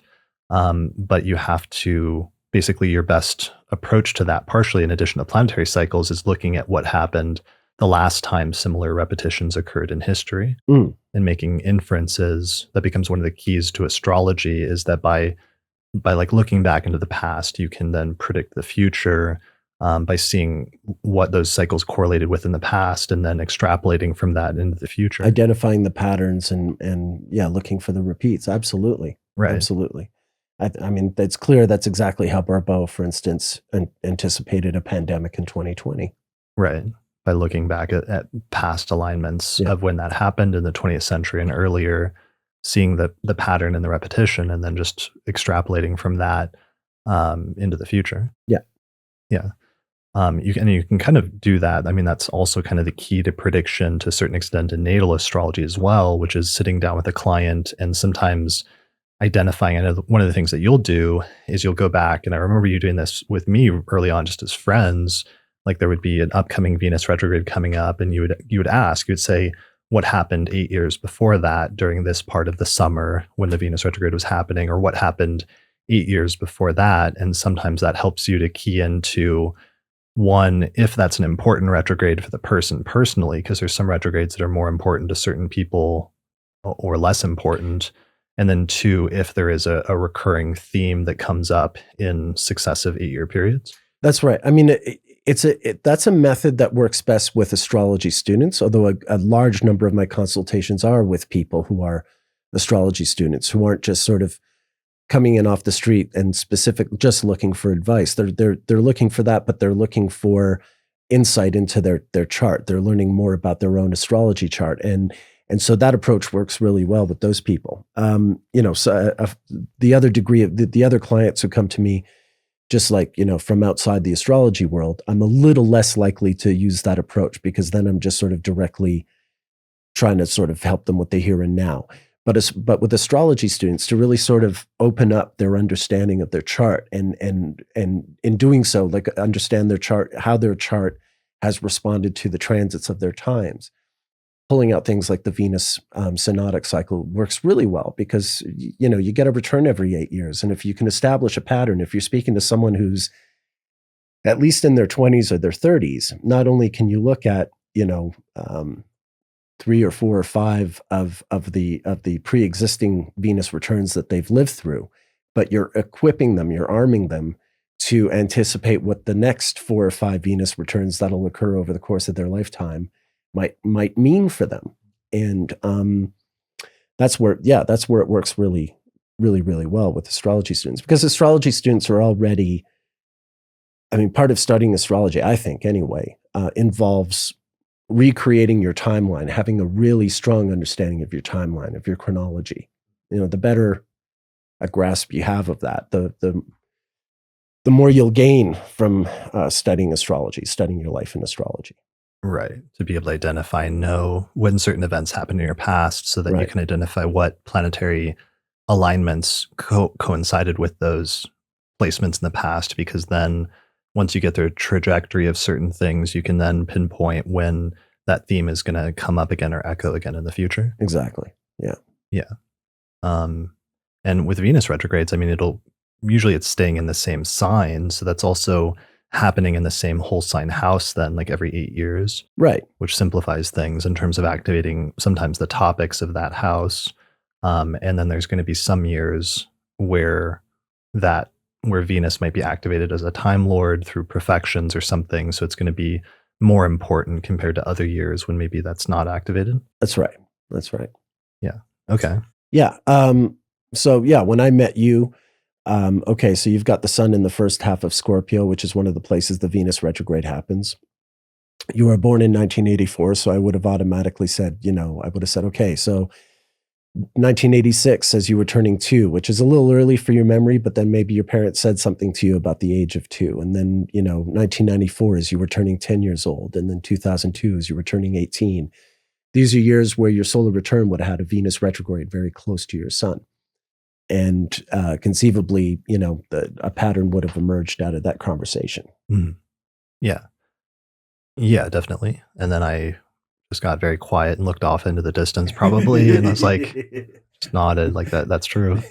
And then don't say anything else. Because sometimes that's the awkward part of the astrologer is just being able to identify certain things. I remember doing an anonymous reading where like 5 astrologers at a conference read somebody's chart anonymously and said some stuff. And then the person got up and then they didn't say anything afterwards. And they were just like, thanks. And that was the end of the thing. And we were all kind of mystified. Right. And, but then later learned that we had actually really touched on some stuff that's really true, but they just didn't feel comfortable talking about it publicly. And that's fine, actually. When I employ this technique, I always make it clear, like, look, maybe it won't even occur to you now. I'm giving you the information, and maybe you'll be like going off for a walk somewhere and you'll piece it together for yourself. And that's the important thing. It's not important that I know what it means. It's a little annoying if the client, common experience is like the client is like, no, nothing happened during that time frame. And then later in the consultation, they're like, oh yeah, I did get married during that time frame. Yeah. I've had that happen a few times. Times. Sure, I guess it's annoying, but the important thing is that you're equipping the person to understand and be able to track their astrological life from their past and project it towards the future, so that they have some sense of their place in time and the times they live in. And that's the main important thing. So Sure, it's nicer for us if we get to be clued into what the story is, but it's not absolutely necessary. Like if you think about what's absolutely necessary, it's that the subject, the person involved, that they understand what that Venus retrograde might mean for them. Are you trying to say astrological consultations should primarily benefit the client? Yeah, All right. right. I know it's wild. I know. I'm a little uncomfortable with that as the astrologer. Prefer they benefit. Just joking. Yeah, I know. Yeah. Well, and so the part of the purpose of that is that you're helping a client to discover their own biography and their own narrative and their own mythos by applying astrology to their life and chronology and history. And in doing so, you start getting a much clearer idea of what the narrative arc of each person's life is. Yeah. Very often astrology students will come to me and they want to know, like, I've got Venus in such and such sign in the 8th house. What does it mean? And my approach is not just to sort of, an astrologer can interpret it in the way they've learned, and that can be useful. It usually is. But what's even more useful is, well, let's look at the transits you've had through that sign. Let's see you tell me what it means, after we've looked at how that house and that sign and that planet have interacted with transits over the years. That'll say a lot more about what it quote unquote means than anything I can say, which will be abstract and true in a general sense, but won't just sort of like perfectly fine tune it, customize it for that one human individual.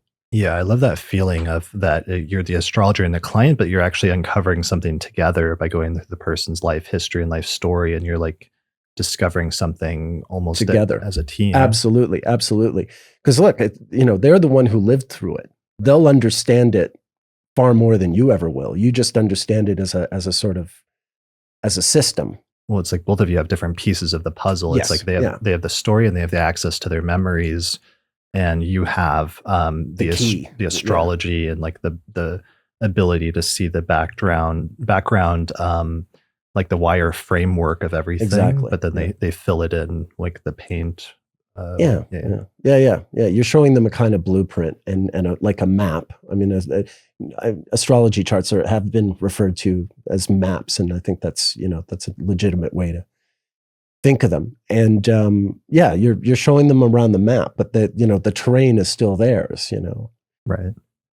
Yeah. That does bring up though one of the things that it kind of sucks doing consultations for like 20-year-olds because they don't have as much life history to go back and like compare at that point. Sure.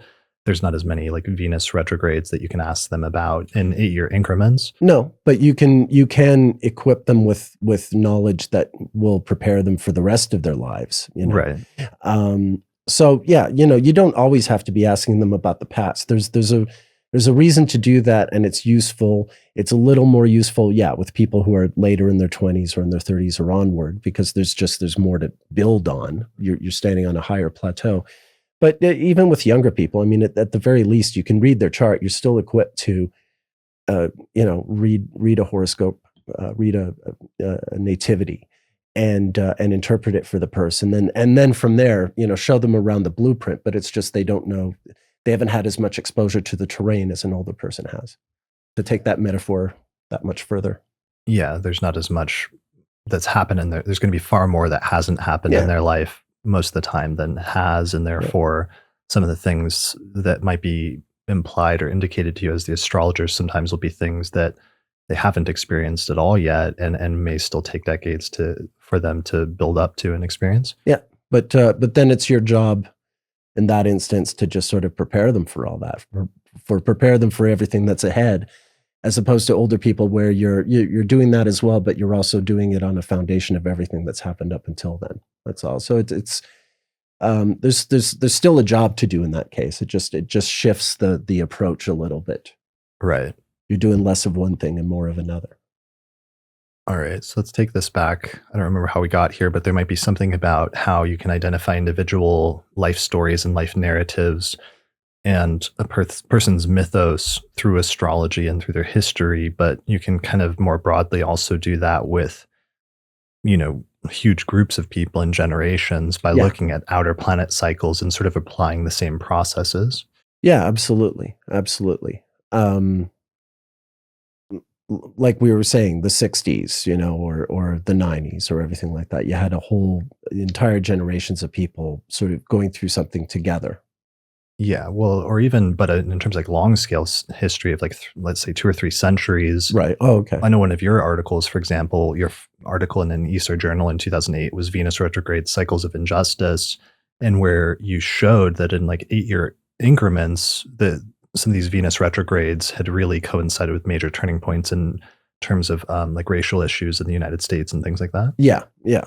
Absolutely. So but that's less about sort of generations. That's looking at something that's a pattern that just, holds throughout over the course of the history of the, oldest Western democracy on the planet, which is, something in itself for sure. Yeah, I guess I was just thinking of it because then I'd watched that documentary that incorporated some of Tarnis's work, Changing of the Gods, Yeah, and I it saw was focusing on some of those outer planet cycles. It was mostly Uranus Pluto, as I recall. I think the whole series was about Uranus Pluto. They covered plenty just looking at that. Right. They didn't really get into Neptune or anything. They indicated that that could be done, but they really just focused on Uranus Pluto. Yeah. But one of the ones that was impressive was focusing on like the Uranus Pluto conjunction in the 1960s and the civil rights movement, but then how it took some of that cycle back in history and showed how there had been other important turning points tied in with that cycle in the past that were tied in with what would eventually become the civil rights movement. Yeah, absolutely. Yeah.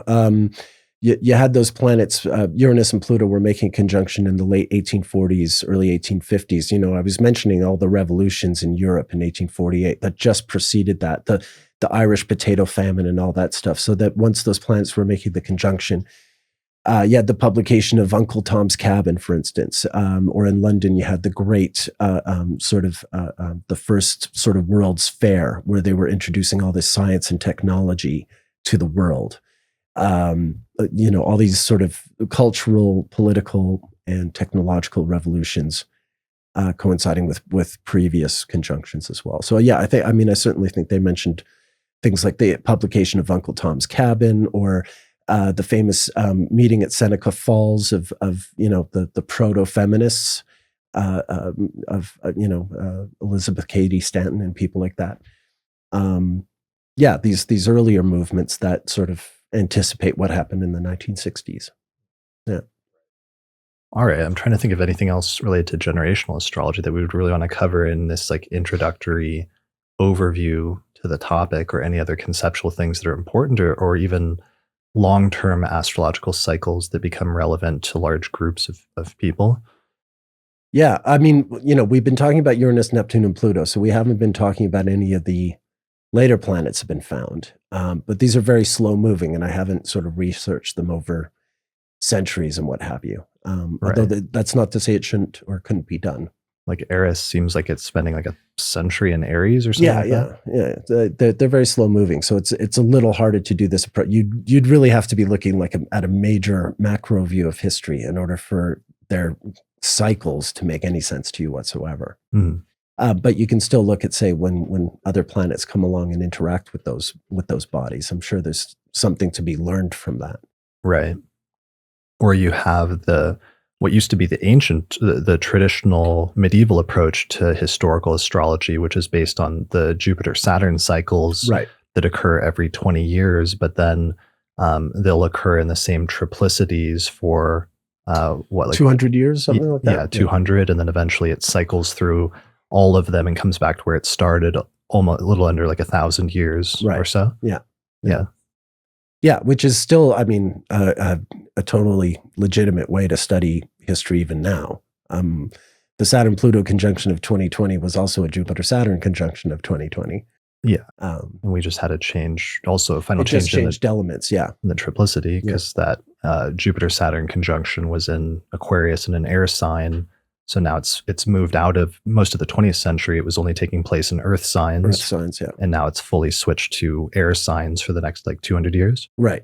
It does an ingress, a regress, and an ingress. So in 1980, it happened in Libra, the first air sign, breaking the Earth pattern. But then in 2000, it went back to Taurus. It returned one last time to the Earth pattern, and now it's fully in the air triplicity for the next 200 years. Yeah. Yeah. So that's really cool because then you start getting into not just generational astrology, but an even broader thing in terms of like epochs of human history. Yeah. When you're talking about like 1,000-year periods or 200-year, Yeah. 300-year periods. That's what makes that pattern really useful, is looking at 200-year increments. Yeah. Yeah. And so like with, human history and with human society and the history of humanity, which is very complicated and has so many different moving parts and variables and things that are going into, the different turning points in history. Astrology similarly has all these different variables and cycles and things that are operating at different levels at different times that are, similarly mirroring the sort of depth and complexity of what's happening with humanity. Yeah. Yeah, absolutely. Yeah. All right. Well, that's pretty cool, pretty extensive. I think we've done a pretty good job talking about all of the major foundational things in terms of this. I'm just trying to think if there's anything else we should mention or discuss. I mean, yeah, not really. I mean, I guess in some sense we could keep going, but I'm sort of drawing a blank. We've certainly touched on how each of the planets plays its own role in this kind of approach to astrology, approach to looking at generations or macro generations or micro generations with Uranus. There are different ways to break these down. Again, the titles that we're used to, the boomer, Gen X, these post-war terms are largely demographic and mostly in a demographic sense applied to the United States, and then by cultural extension applied to the rest of the Western world. But they by no means define everyone in quite the same way, Like in China, China had a youth revolution during the Uranus-Pluto conjunction, the Cultural Revolution, but it was very different from the hippies. It was state instigated, but in its own way, mirrored what was happening in America in the sense that you had young people sort of taking over the culture and stating a strong divide with their elders. But it went in, in a radically different direction than the American one. Yeah. Well, and it's interesting from my perspective as an astrologer that maybe this is a better way of defining generations or a sharper way of defining generations that maybe is a little bit more universal in some sense. Yeah. Yeah, I agree. Actually, this is a good point. I'm glad we're getting to this. That's exactly the point. Like, this socioeconomic model that we've used, this demographic model we've used for generations of saying like millennial, boomer, etc. Exactly. It's very Western, very specifically American, although it can extend to the West. It's demographic, but it's. What do you mean by demographic? It comes to. I mean, it's initially defined by American demographics. Mm-hmm. And then it gets these sort of cultural associations after the fact, but the actual designations are done by demographics, by booms or shrinkages in the population. Okay, population numbers. Yeah, that's what I mean by demographics. Sorry. But more broadly, I think that the astrological generations will say something more universal and will, for instance, represent what was happening to young people in China in the 60s and what was happening to young people in the United States or Europe in the 1960s. And there's something that's the same, and then there's something that's wildly different from region to region. And sometimes that can also be differentiated or accounted for by like things like national charts that are operating. Yeah, perhaps. Yeah. Potentially just theoretically, like, the United States having like its own chart, let's say, versus whatever the chart is of China or is of, France or Russia or what have you. Sure. So different countries' charts may be also responding in different ways to different outer planet shifts or to different generational shifts in terms of different people.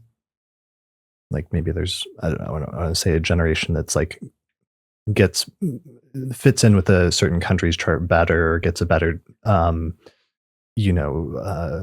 deal basically for a certain period of time relative to a country's chart versus another generation where it's like things are a little bit more rough in the country during that time or what have you. Sure. The Chinese Communist chart in October of 1949 is a very different chart than, say, the French Fifth Republic of January 1959. And indeed, maybe it's the Uranus-Pluto conjunction in Virgo of the mid-60s appears in different places in those respective charts, and maybe that says something about the difference in their youth revolutions. To some degree, the youth movements in Europe mirrored the United States. A lot of them had to do with being anti-Vietnam, as well as which was also happening in the U.S. Whereas the things happening in China had almost nothing to do with Vietnam, even though the country is adjacent to Vietnam, ironically. That might be a thing to do. But I think going back to just purely defining generations on astrological terms, I think there you really do have the potential to look at these matters globally, without getting caught up in the nuances if one doesn't want to, but just to make the sort of the broader statements, like Barbeau talking about pandemics happening at Saturn-Pluto conjunctions, which are things that can happen everywhere, and most certainly did in this instance. Yeah, for sure, and definitely, impacted different countries in different ways, for better or worse. But then also, but visibly impacted everyone. Yeah, that we shared, that everybody around the globe was impacted by in some way during that period of time, and also captured or spoke to something about the moment of and the essence of what the world was sort of experiencing collectively at that time. Exactly. Which again, we can go back to Uranus-Pluto in 1960s, which also had this sort of broad global impact, even if the outcome was a little different from country to country, that there was something broadly and universally felt around the world. Yeah. And then also, sometimes there can be like the rise and fall of different countries or different governments. Like, for example, in the late 1980s and early 1990s, when you did have that cluster of planets in Capricorn, which was like Saturn, Uranus, Neptune, and Neptune, that formed a triple conjunction in Capricorn in the late 80s and early 90s. And then you saw the fall of the dissolution of the Soviet Union, and then the rise of the modern Russian state. The rise of the modern Russian state. You also saw the collapse of apartheid in South Africa, and some of the adjacent African nations declaring independence, and even in Central and Latin America, you had countries also like Nicaragua having an important having suffered a civil war for so many years, finding resolution to that. So a lot of things changing around the globe in different ways. But yeah, it was very universally felt. Yeah, something this is all bringing me back to. Recently, somebody was asking me like who they could go to for a course to study mundane astrology. And I didn't really have anyone to recommend them, because one of the problems is that mundane astrology is really complicated. And I think that's a nice little thing to get to. I think we've gotten to at this point in realizing that mundane astrology is really complicated because there's so many moving pieces and so many variables and so many different ways you can look at it. And generational astrology, in some sense, there becomes, even though we've been partially talking about it in a natal context of like different individuals that are born in part of different generations, there starts to get some real overlap here with mundane astrology at this point, and generational astrology becomes one of the complicating factors for doing mundane astrology. My advice for anyone studying mundane astrology is, read a lot of books that aren't astrology books.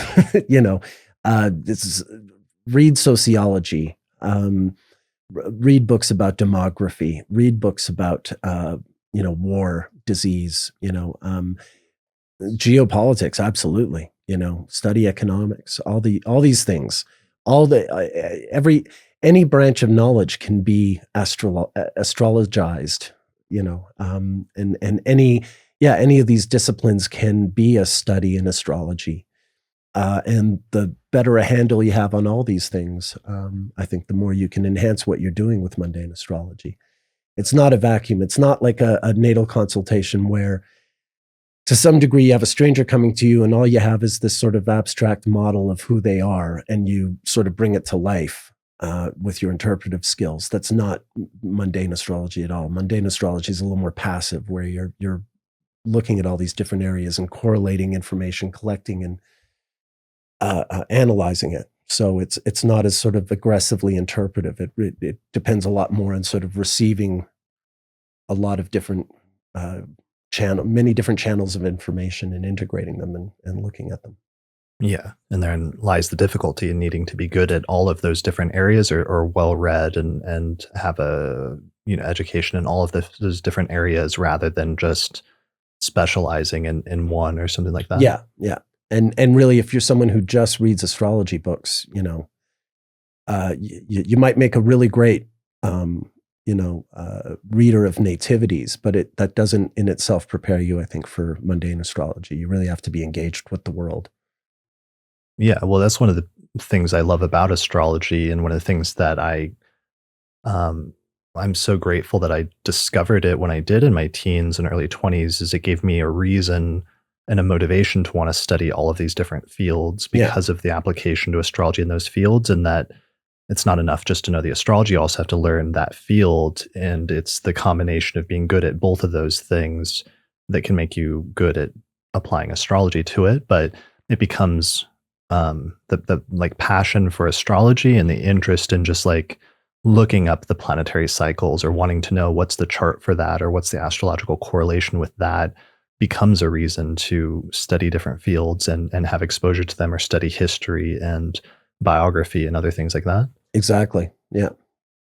Yeah. It's in itself, your passion for astrology can goad you into all these other areas of knowledge that you wouldn't necessarily have considered, relevant to your life until you realize that, but if I do study sociology, I'll understand astrology more, and that in itself motivates.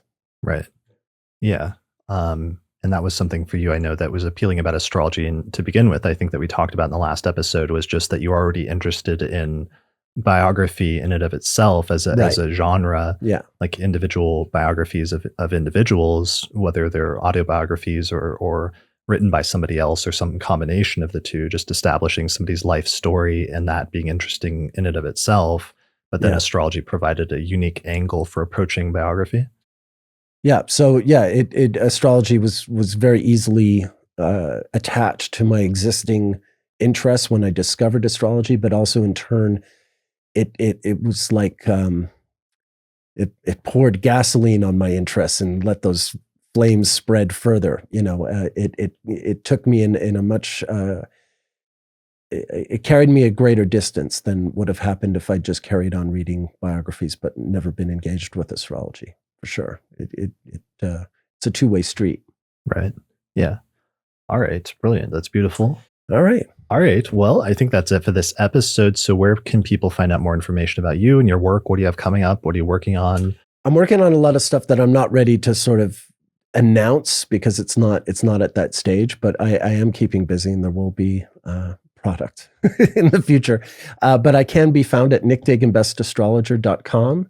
My books are open for consultations. I absolutely love giving consultations, and especially astrology students like to come to me, and I can certainly help them in ways I think that are unique to me as an astrologer. So if that fascinates people, they should feel welcome to reach out. Brilliant. Well, I'll put a link to your website in the description below this video or on the podcast website. But thanks a lot for joining me today. Thanks for having me, Chris. It's been a joy. You're my favorite millennial. Your favorite? Okay, you're my favorite Gen X. Really? More than Kurt Cobain? No, thank you. I mean, yeah, he is a Pisces, but I have a soft spot for the Leo risings. Okay. Well, thank you. As an Aquarius rising. Yeah. All right. That's it. Thanks everyone for watching or listening to this episode of the Astrology Podcast, and we'll see you again next time. Special thanks to all the patrons that helped us support the production of this episode of the podcast through our page on patreon.com. In particular, shout out to the patrons on our producers tier, including Thomas Miller, Catherine Conroy, Christy Moe, Ariana Amour, Mandy Ray, Angelique Nambo, Issa Sabah, and Jay Cotero. If you like the work that I'm doing here on the podcast and you would like to find a way to support it, then please consider becoming a patron through my page on patreon.com. And in exchange, you'll get access to bonus content such as early access to new episodes, the ability to attend the live recording of the month ahead forecast each month, access to a private monthly auspicious elections report that we put out each month, access to exclusive episodes that are only available for patrons, or you can also get your name listed in the credits at the end of each episode. For more information, go to patreon.com/astrology podcast. The main software we use here on the podcast to look at astrological charts is called SolarFire for Windows, which is available at alabe.com, and you can use the promo code AP15 to get a 15% discount. For Mac users, we use a similar set of software by the same programming team called AstroGold for Mac OS, which is available from astrogold.io, and you can use the promo code AstroPodcast15 to get a 15% discount on that as well. If you would like to learn more about the approach to astrology that I outline on the podcast, then you should check out my book titled Hellenistic Astrology, The Study of Fate and Fortune, where I traced the origins of Western astrology and reconstructed the original system that was developed about 2,000 years ago. And in this book, I outline basic concepts, but also take you into intermediate and advanced techniques for reading a birth chart, including some timing techniques. So you can find out more about the book at hellenisticastrology.com/book.